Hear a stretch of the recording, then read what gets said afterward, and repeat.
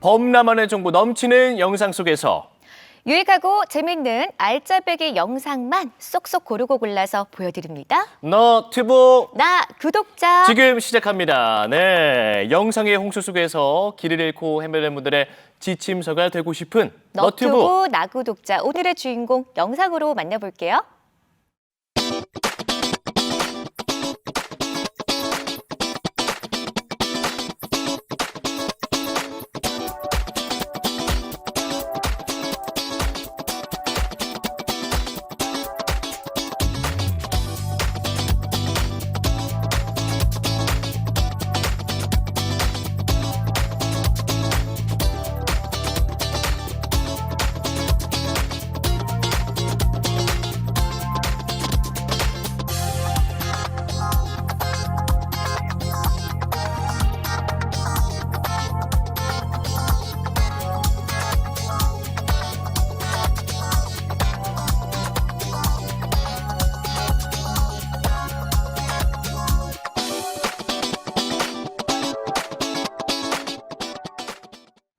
너튜브 나 구독자 오늘의 주인공 스튜디오로 모셔봤습니다. 인사 나눠볼게요. 안녕하세요. 네, 안녕하세요. 네, 반갑습니다. 자, 먼저 자기소개부터 부탁드릴게요. 네, 저는 개훈남 TV라는 채널을 운영하고 있고요. 네. 또 반려견 훈련, 또 행동 상담 진행해오고 있는 권기진이라고 합니다. 네, 반갑습니다. 오, 채널명이 개훈남 TV. 네. 사실 어제 저희가 소개를 좀 해드리면서 얼마나 잘생기셨길래 오, 기대 많이 하셨을 거예요. TV라고 네. 지금 카메라로 또 비춰주고 계신데 네. 근데 실제로도 멋지세요. 멋지십니다. 그거 말씀 좀 잘 들으시죠? 어떻게? 잘생기셨다라는 훈남이다라는 20대 칭찬을. 때만요. 20대 때, 지금도 너무 멋지신데. 그러면 그러니까요. 의미가, 저희가 생각하는 그런 의미가 맞는 거죠? 뭐 잘생긴 훈남 뜻은 아니고요. 그래요? 네네. 그럼요. 개를 훈련시키는 남자. 예. 줄임말이군요. 줄임말이었구나. 네네. 개훈남 TV. 자, 궁금한 게 이 활동을 좀 얼마나 하셨는지 궁금하더라고요. 반려견 관련해서 네. 이제 29년째 일하고 있습니다. 네. 와. 29년째인데 네. 그간에 뭐 국보지 키미견들 양성, 네. 또 뭐 흰개미 탐지견 양성, 오. 네, 또 학교에서 이제 학생들 가르치기도 했고요. 네. 또 LA 한인축제 마스코트 양성, 또 대구 세계 육상 선수권 대회 마스코트도 양성했고 뭐 이런 일들을 해왔습니다. 와, 저희가 이 활동 경력이 얼마나 많으면 제작진이 방금 보셨죠? 아래 자막으로 또 딱 밑에 깔아드렸거든요. 그러니까 길게 나가더라고요. 예, 이렇게 강아지의 행동 원인을 분석해서 또 솔루션하고 처방을 해주시는 일을 하고 계시는데 이게 또 그러면 자격증이 따로 있는 겁니까? 현재까지는 다 민간 자격증들이고요. 네. 이제 저는 반려견 행동 상담사, 또 관리사, 네. 또 반려견 훈련사, 또 심사위원, 또 반려견 매개 상담사 네. 관련해서 1급 자격증을 가지고 있습니다. 이게 은근히 또 관련 있는 자격증이 꽤 많네요. 많네요, 정말로. 아까 뭐 영상에서도 개가 나왔잖아요. 네. 그래서 강아지를 이렇게 키우셔서 이런 일을 좀 시작을 하셨을까라는 생각이 들긴 했는데 좀 어떻게 이 일을 시작하게 되셨어요? 제가 어릴 때부터 이제 강아지하고 계속 살아오고 있는데요. 제가 어릴 때 시골에서 살면서 이 논두렁에 지나가는 개들 있잖아요, 누렁이들. 네. 얘들이 지나가면 그 모습이 사라질 때까지 학교를 못 갈 정도로 오. 또 눈을 못 떼고 이렇게 성장을 했거든요. 네. 그러다가 이제 대구에 전학을 와서 네. 집 앞에 이렇게 지나가는 떠돌이 개를 봐도 이게 마음이 좀 이렇게 요동치는 느낌이 있었어요. 요동이요? 네네. 그냥 지나가는 개라는 느낌이 아니고 음, 진짜 나하고 알던 애가 지나가는 것처럼. 뭔가 친구가 지나가는 네네, 듯한 진짜 느낌처럼. 오래전에 우리 고향 친구가 지나가는데 내가 모른 척하고 스쳐 지나가는 느낌. 또 어떤 때는 내가 진짜 전생에 개였을 것 같다는 생각을 많이 그 했었어요. 정도. 그러니까 그 정도로, 그 정도로. 계속 그 강아지가 맴돈다는 거잖아요. 네, 그렇죠, 그렇죠. 자나 깨나 그냥 꿈에서도 그냥 개가 나오는 꿈만 꾸고 이랬죠, 어릴 때. 네, 그러다가 이제 고등학생 시절에 네. 이제 해외 다큐 프로그램에서 이 외국 훈련사분이 덩치 큰 독일 세퍼트를 이제 훈련시키는 모습을 보게 됐거든요, 네네. 우연찮게. 네.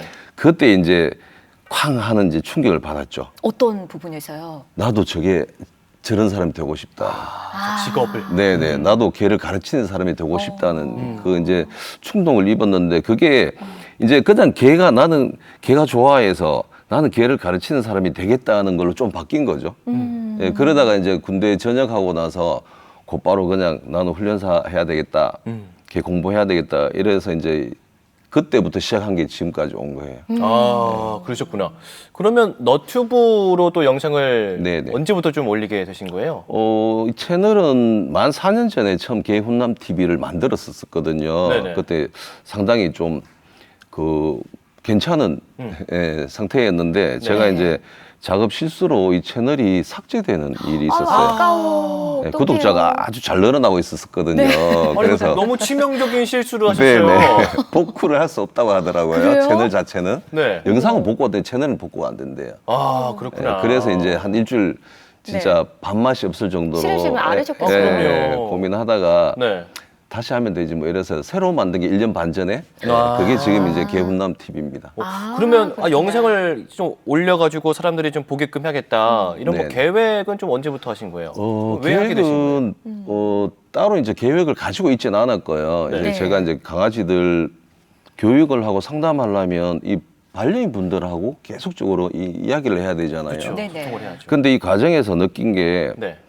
사람들은 이 강아지를 기르는 게 즐겁다, 행복하다 이런 걸 느끼고 있는데 네. 근데 이분들이 가지고 있는 마인드가 강아지를 계속 꼬마로만 보아요. 꼬마. 예, 꼬마. 네. 크지 않는 존재로 자꾸 인식하는 것 같아요. 그러니까 강아지도 연령에 따라서 어른이 돼 가는데 그렇죠. 이게 무시되고 있다는 생각이 드는 거예요. 그러니까 어미하고 크는 강아지는 훈육을 거쳐서 사춘기를 거치고 어른이 네, 되는 네. 이 과정이 있는데 네. 사람이 기르는 가정 속에 있는 반려견들은 그 과정이 없어요. 마냥 그러니까 애기로. 예, 계속 애기라 10살이 돼도 애기죠. 그러니까 이게 사람처럼 대하는데 실제로는 그냥 사람이 아니고 크지 못하게 가로막힌 사람.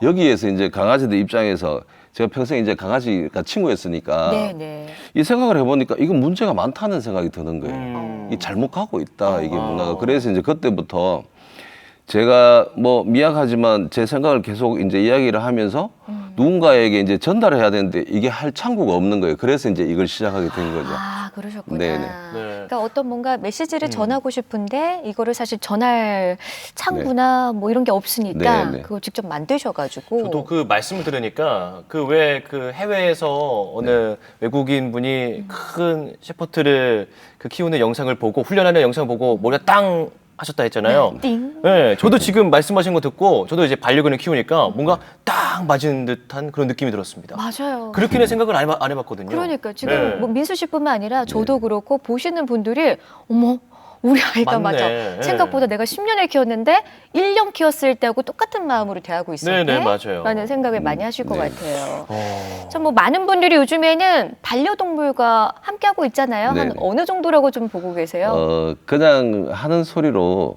사람만 개반이라고 할 정도로 네. 예. 물반 어디나 고기반처럼. 전국 어디나 마찬가지입니다. 그래서 반려견이 많단 말은 네. 반려인 분들이 많다는 소리죠. 뭐. 이게 시대에 따라서 네. 많이 바뀌어야 됐네요. 뭐 네. 물반 고기반이 아니고 사람 반 강아지 반. 네. 그렇습니다. 저희가 이번에 영상 한 편을 볼 텐데요. 어떤 영상인지 좀 간략하게 소개 좀 해주실까요? 강아지 기르는 가정에 가보면 웃기게도 강아지 산책 후에 발 닦다가 물리는 가정이 되게 많아요. 아 그래요? 네네. 이게 왜 그러냐면 네. 강아지들은 자연 상태에서 접촉하지 않는 다른 형태의 접촉을 두려워합니다. 음. 그리고 이제 우리가 발을 닦을 때 그냥 닦는 게 아니라 발을 움켜 잡아야 되죠. 네. 이게 제압당하는 자극을 받는 거거든요. 여기서 거부 반응이 오면서 물어버린다는 거예요. 그러니까 이제 이 영상은 강아지 발 닦을 때 물리지 않게 닦는 방법이죠. 와. 예, 그 방법을 이제 그냥 계속 따라만 하면 이렇게 네. 물리지 않을 거라는 네. 그 설명을 가지고 있는 영상입니다. 중요한 영상일 것 같습니다. 많은 분들이 강아지 산책을 많이 시키시잖아요. 어떻게 하면 좀 도움을 받을 수 있을지 영상으로 확인해 보시죠.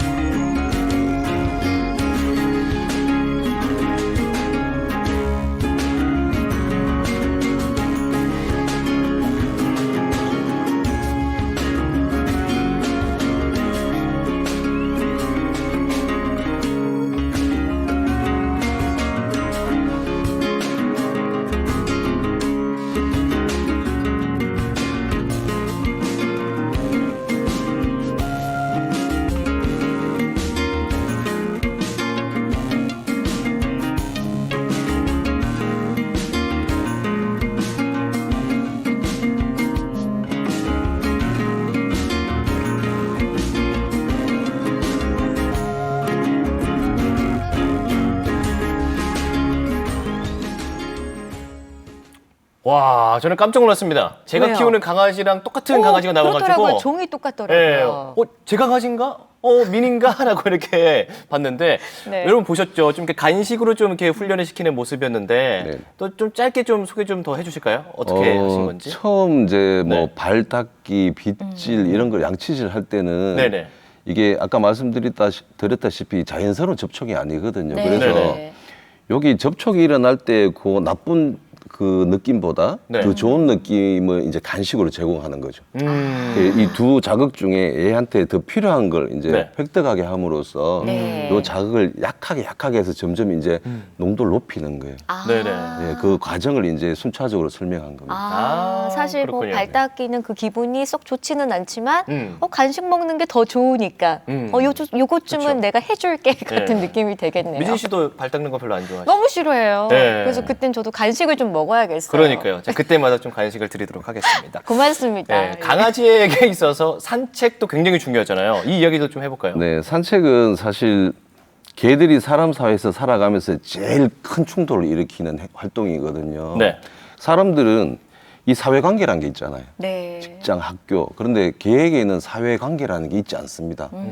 아무리 우리가 사람처럼 길러도 얘들은 사춘기를 넘어가는 시점에서 베타성이라는 적과 나를 구분하는 이 생각이 아주 짙어지거든요. 네. 이 말이 무슨 말인가 하면 개와 개끼리만 무리를 이루든 사람과 개가 무리를 이루든 무리가 완성되면 그 외의 존재들은 적으로 간주된다는 거죠. 그게 이제 기질에 따라서 잘 순응하는 애들이 있고 이걸 네. 받아들이지 않는 습성 그대로 네. 이게 이제 길에서 짖고 막 싸우고 이런 문제를 일으키는 거죠.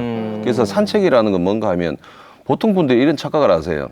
사람 어린아이처럼 뭐 유치원, 학교 이런 이제 집단화하면서 사회성이 발달될 것이다. 또 길에서 친구들하고 어울리게 하면 좋아질 것이라고 생각하지만 개들에게는 이런 관념이 있지 않습니다. 근데 우리가 이제 많이 만나면 개를 무서워하지 않고 짖지 않고 싸우지 않을 거라고 생각하지만 그게 오히려 많이 만나면 적개심이 생긴다는 거죠. 아, 그래요? 이게 어디서 오는가 하면 사춘기 기간에 만들어집니다. 아하. 그러니까 조그만 미니어처 슈나우저 같은 경우에는 빠르면 만 4개월, 네. 보통 만 5개월에서부터 만 8, 9개월 사이에 네. 이 관념이 만들어져요. 어허. 이때 사회화는 뭔가 하면 그냥 스쳐가자라고 가르쳐야 됩니다. 스쳐가자. 네, 스쳐가자. 저기 개가 와도 짖어도 스쳐가자.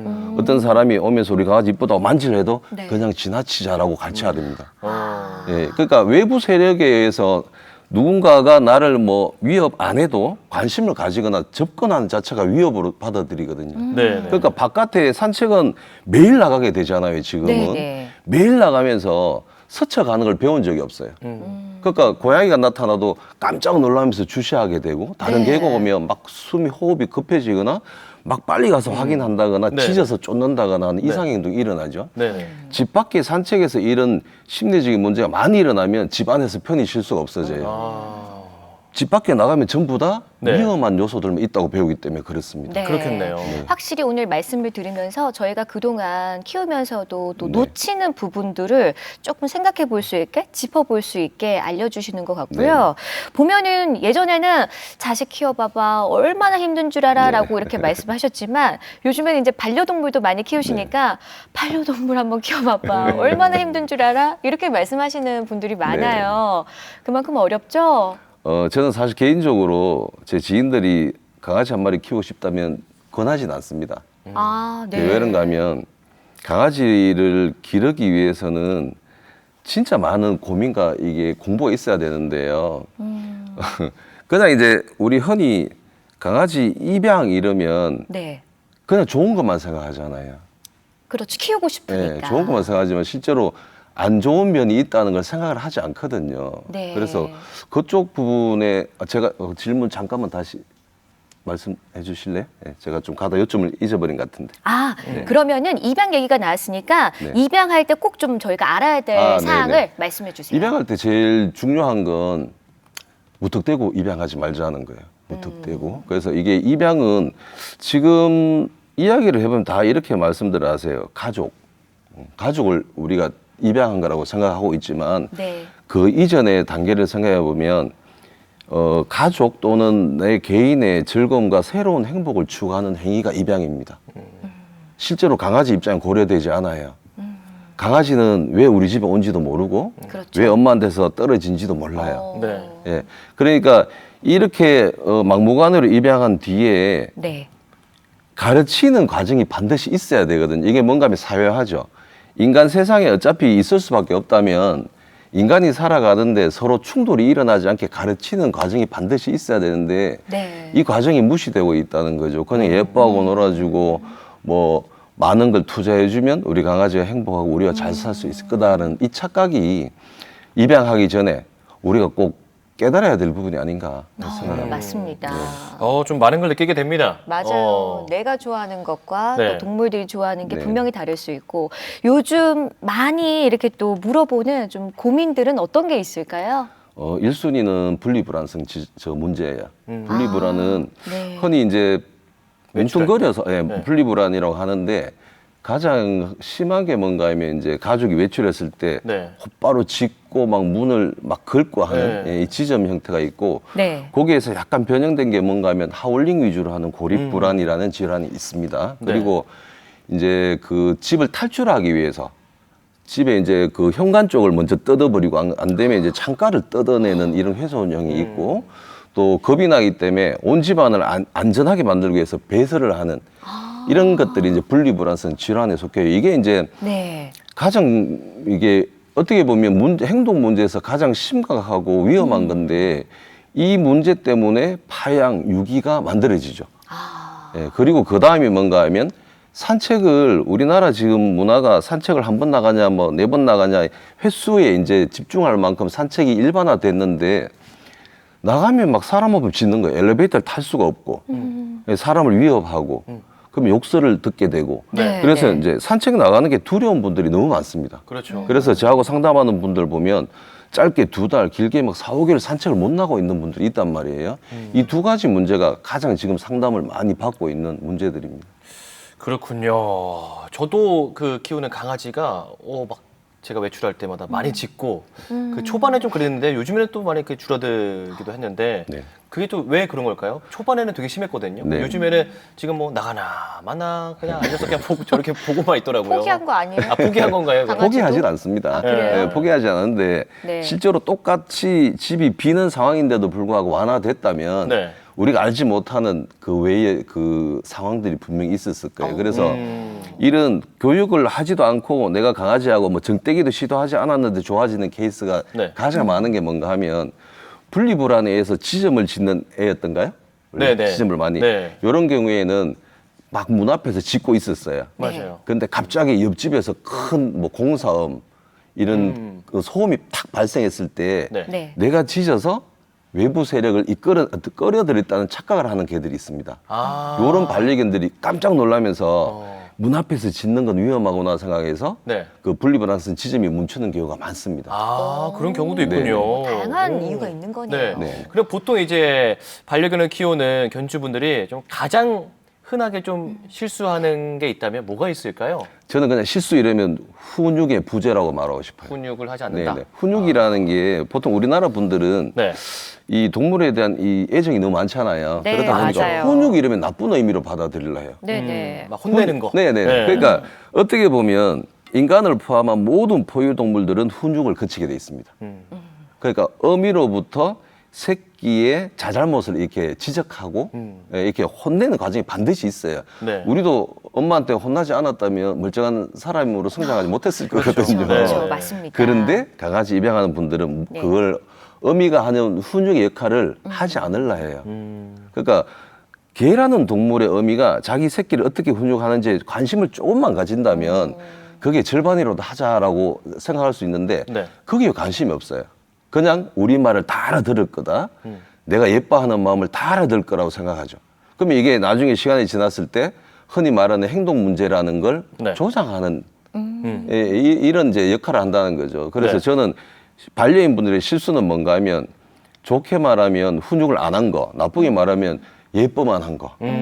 이거라고 생각해요. 오냐 예쁘다 예, 예, 예쁘다만. 물론 뭐 예쁘기는 합니다만은 필요한 또 훈육은 또 있다는 거. 네. 그렇죠. 그래서 요즘 뭐 훈련소로 많이 보내시는 것 같아요. 좀 이렇게 훈련소를 좀 잘 고르는 법도 있을 것 같거든요. 네. 그런 상담하는 분들이 많은데요. 훈련소는 사실 단기간 맡겨지는 데가 아니란 말이에요. 보통 뭐 짧게는 2개월, 길면 1년씩도 이렇게 입소를 하는 경우가 있는데 그렇다 보니까 이제 중요한 건 뭔가 하면 네. 우리 강아지를 그 위탁할 때는 뭔가 좋은 쪽으로 개선하기를 위해서 원해서 보내는 건데 네. 갔더니만 예를 들어서 훈련을 할 수 있는 분들은 뭐 두세 번밖에 없는데 거기 입소된 반려견들이 만약에 막 50, 60이 있어요. 네네. 이건 문제가 있는 거죠. 그렇죠. 내 강아지를 집중적으로 관리하거나 케어할 수 없는 구조라는 거죠. 그러니까 훈련사와 반려견의 비율 이렇게 생각하면 원래 진짜 우리 집 강아지를 대하듯이 가르치고 관리하려면 5에서 8 정도 네. 한 사람이 한 사람당. 예, 네. 맡아야 돼요. 그래서 그런 쪽이 좀 주의를 하셔야 되고 또 하나 뭔가 하면 어떤 유명세나 이런 에 빠져가지고 막 3시간, 4시간 거리에 강아지를 맡기는 건 좋지 않습니다. 왜 그러냐면 강아지들은 우리는 맡긴 거예요. 네. 배우고로 맡긴 거지만 강아지는 무리해서 어떻게 네. 보면 이격이 된 거예요. 네, 네. 근데 이격이 된 상태에서 적응하는 데는 오래 걸리지 않습니다. 1주, 2주면 거기서 이미 적응을 했는데 네. 그러면 그 이후로 우리가 우리 강아지 상태를 자주 볼 수 있어야 되잖아요. 네. 그 멀면 처음에 마음은 매주 가고 싶어요. 그렇죠. 가다 보면 힘들어요. 네. 그렇죠. 그러면 이상하게 내가 강아지를 저기다가 의탁한 게 강아지를 위해서인지 뭘 위해서인지 헷갈리게 된다는 거죠. 그래서 그 자주 방문해서 우리 강아지 만날 수 있는 이런 구조에 맡기는 게 좋다. 예, 그렇죠. 네. 알겠습니다. 자, 이번에도 저희가 영상 한 편을 만나볼 텐데요. 어떤 영상인지 좀 소개 좀 해주실까요? 네. 네. 그 아까 말씀드린 게 분리불안 질환이 가장 심각하고 많은 네. 건데요. 분리불안은 사실 원인도 사실 말씀드리기 아주 복잡해요. 그리고 해결하는 방법도 생각같이 이제 수월하지 않기 때문에 네. 기본적으로 현재 분리불안이 없는 강아지라면 이 단순한 팁만 가지고도 얼마든지 예방할 수 있다는 내용을 담고 있습니다. 그렇군요. 네. 자, 이번 영상으로도 좀 도움을 받아보시길 바랍니다. 함께 만나보시죠. 분리불안, 고립불안 걸리는 강아지들 보시면 화장실 앞에서 누군가를 기다리는 애들이 상당히 많죠. 이 강아지들이 그 사람의 상황, 동태 이걸 파악하지 못하기 때문에 이제 불안을 느끼고 그 앞에서 기다린단 말이에요. 나올 때까지. 근데 보통 분리불안이나 고립불안이 걸리게 만드는 분들의 행동은 무엇이냐? 나오면서 반겨요. 강아지 그 기다려 있으니까 막 너무 좋아가지고 속으로 좋아해. 우리 가족 중에 얘가 나를 제일 좋아하네. 뭐 근데 어떻게 돼요? 이런 강아지 7개월에서 넘어서면서부터 하울링을 하는 일이 생기기도 하고요. 이 성질이 있는 애들 같으면 이제 분리불안 지짐이 나옵니다. 오늘 말씀드리고 싶은 2개입니다. 화장실 앞에서 나를 기다리는 것은 이미 전조증상이라는 거죠. 그래서 나올 때 어떻게 해야 됩니까? 내가 화장실에 나올 때 강아지가 이렇게 엎드려 있거나 이렇게 오면 어떻게 해야 돼요? 그냥 무시하고 가는 게 아니에요. 무시가 그 무슨 무시예요? 그건 무시가 아닙니다. 비켜라고 해야 되죠. 왜 기다렸어? 이렇게 해야 된단 말이에요. 뭐 발로 툭 치면서 기분 나쁘니까 앞으로 기다리지 마. 안 뿌리치면 그냥 나중에 그냥 없을 때 울고 짖고 할 확률이 확 올라가 한 90% 나와요. 그게 더 미안한 거지 뭐 기다리지 마라 하는 게 미안한 거 아니죠. 2번째, 내가 집에 들어올 때 절대로 과하게 흥분을 하면서 마중을 하라고 두면 안 됩니다. 나오지 마라고 해야 됩니다. 나오지 마라고. 너 나오지 마는데 왜 계속 나오냐? 나 그거 싫은데 왜 계속 그러냐? 감정과 그 감정을 행위와 소리를 전달해야 돼요. 이 2개. 화장실 앞에 기다리지 않는 것, 집에 들어올 때 마중 나오면 단호하게 거부해라는 것. 아시겠죠? 네, 강아지의 네. 분리불안과 좀 이런 고립불안을 예방할 수 있는 팁들을 알 수 있는 영상이었습니다. 너무나 유익한 영상입니다. 그렇습니다. 네. 자, 저희가 이렇게 영상 또 보는 동안 많은 분들이 궁금하신 게 많으신가 봐요. 일단 시간 관계상 2개만 먼저 살펴보도록 하겠습니다. 우리 애청자님이 밥 안 먹는 강아지는 왜 그런가요? 게다가 간식도 잘 안 먹어요. 얼마나 간식을 많이 답답하시면은 줘서가 아니라 간식도 안 먹는다. 여쭤보실까요? 질병에 문제가 없다면 네. 네. 필요하지 않다는 겁니다. 아. 실제로 그럼 굳이 네. 주지 않아도 되는 거예요? 예, 난 건강하고 배고플 때 먹겠죠? 예, 그러면? 나의 이제 에너지 대사량이 많지 않다는 소리거든요. 아. 근데 이제 강아지 키우시는 분들은 강아지가 살집이 꽤 큰데도 퉁퉁한데도 안 먹어서 걱정을 합니다. 그렇죠. 예, 그러니까 얘한테는 실제로 많은 음식이 지금까지 공급됐다는 소리죠. 아. 어려서부터 너무 여유 있게 음식이 계속 공급되다 보면 네. 네. 네. 머릿속에 이렇게 되죠. 음식은 굳이 빨리 먹을 필요가 없는 것, 예, 많이 먹을 필요가 없는 것이라고 생각하는 거죠. 그또 문득 갑자기 궁금한 게 그 인간은 네. 저희 뭐 우리나라 사람들은 하루에 3끼 먹잖아요. 네네. 강아지도 똑같이 아침, 점심, 저녁을 주거든요. 네. 이게 맞는 건가요? 잘 하고 있는 거 맞나요? 이제 그런 문제가 이제 저런 문제를 일으키는 거예요. 아, 예, 그런 행동들이. 네. 그러니까 이제 동물의 관점에서 보자면 식사는 불규칙해야 되죠. 아. 불규칙한 것이 네. 욕구를 일으키잖아요. 네. 지금 먹어야 되겠다는 거. 근데 우리는 삼시세때 네. 먹든 말든 계속 새로운 음식을 공급하죠. 네. 네. 이게 필요 없는 음식이죠. 눈에 보이지만 나한테 지금 중요하지 않은 음식. 그게 문제가 되는 거죠. 네. 또 질문이 있어요. 네. 요즘 강아지 정말 예쁜 옷들이 많이 나오거든요. 강아지에 옷 입히는 거 좋은 건가요? 이 문화는 우리나라, 일본에서 이제 주로 보이는 이제 모습인데요. 털을 짧게 깎으면 털이 긴 애들은 이 피부층이 얇아요. 그래서 네. 털이 길고 피부 얇은데 네. 털 긴 애를 짧게 깎으면 추워지잖아요. 네. 그러면 다시 옷을 입혀야 되잖아요. 네. 네. 근데 강아지 입장에서는 옷이라는 게 없죠. 그렇죠. 예, 근데 몸통을 뭔가 이렇게 움켜잡고 있는 거죠, 실제로는. 네. 그러니까 이제 적응력이 좋은 애들은 몇 번 어리둥절 하다가 걷게 돼요. 근데 이 적응을 못하는 애들, 외부에서 나한테 뭔가가 이렇게 붙어 있다고 생각하는 애들은 네. 걷지도 못하는 애들이 수두룩 합니다. 집에서 이게 옷 사와서 옷 입혀 놓으면 매일 막 뛰어다니는 애가 그대로 얼어가지고 1시간씩 있는 애도 있고요. 맞아요. 예. 네. 그러니까 얘들 입장에서는 이거는 내 보온이나 뭐 어떻게 자외선 차단하게 이런 의미는 없는 거죠. 그러니까 될 수 있다면 네. 옷을 입히시되 네. 우리 눈에 만족하는 이런 멋진 화려한 것보다 강아지한테 네. 부담을 덜 주는 아주 심플하고 얇은 재질 이런 소재가 좋을 것 같아요. 네. 제 개인적으로는 옷 입히는 거 별로 좋아하지 않습니다. 네. 네. 좀 사람처럼 우리가 생명을 존중하는 건 좋지만 좀 동물적으로도 생각할 필요가 네, 있다라는 네, 네. 말씀인 것 같아요. 자, 일단 이 방송 보시면서 권기진님처럼 나도 좀 이런 사람이 좀 되고 싶은데라는 분들에게 네, 저요. 네. 한 말씀 해주신다면 어떤 말씀 해주실까요? 일단 지금 반려견 훈련사는 행동 문제에 집중돼 있는 경향이 높습니다. 네. 근데 이제 아주 다양한 그 환경과 상황을 접해본 훈련사들이 결국 행동 문제도 잘 고칠 수 있겠죠. 그래서 제일 중요한 거는 조금 몸 센스가 있어야 된다. 예. 그러니까 축구를 잘하는 것도 몸 감각이고 네. 강아지 줄을 잘 리드하는 것도 몸 감각이에요. 이게 네네. 다 타고난 감각이 있어서 내가 강아지를 이렇게 뭐 상대할 때 감각이 좀 있어야 된다는 게 중요하고요. 네. 두 번째는 내 강아지를 가르치는 게 아니잖아요. 네. 예. 남의 강아지를 가르치고 돼야 되기 때문에 문제 행동 또는 어떤 필요한 교육을 할 때에 나름 사명감이 있어야 됩니다. 이 프로의식이 있어야 돼요. 근데 간혹 보면 젊은 분들 중에 이게 각광받는 직업 같으니까 또는 돈벌이가 잘 될 것 같으니까라는 생각으로 이제 접근하는 분들이 있단 말이에요. 그래서 그런 생각을 하시면 이 직업에서 살아남을 수가 없어요. 네. 그러니까 책임감과 사명감이 있어야 된다고 생각합니다. 네, 네. 알겠습니다. 이제 곧 인사를 해야 할 시간인데 네. 좀 앞으로의 계획을 좀 짧게만 좀 들어보겠습니다. 네. 저는 이 반려견들이 우리하고 살아가는 이 세상에서 네.